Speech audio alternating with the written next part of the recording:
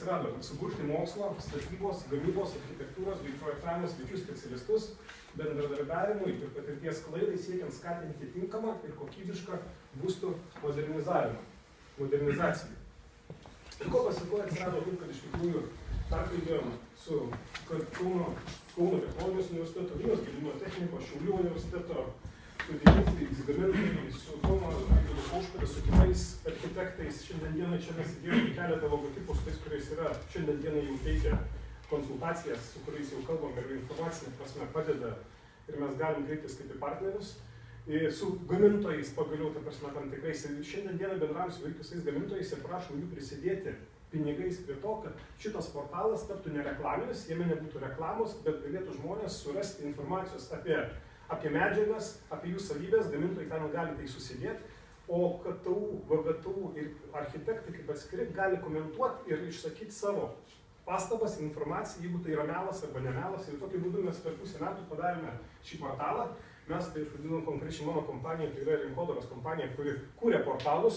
Ir mūsų zuikis arba mūsų nauda tekyšų to vietoj, kad mes turime gerą savo darbo pavyzdį ir mes jį tiesiog vystydami užsidirbame tiesiog iš to, kad mes iš to gyvenimo, tarkim, informaciją keliame ir dėliojamės.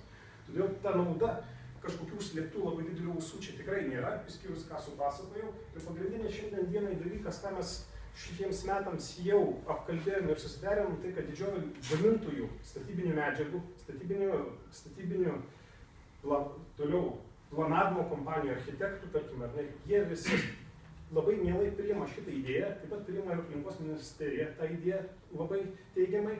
Ne visi prisideda, žinoma, pinigais, tačiau bent visi prisideda ir šiandien dieną mes jau gauname tūkstančius informacijos ir būsim pirmasis šaltinis, kurie visą tą informaciją sukelsim į tą portalą, tarkim, ar ne.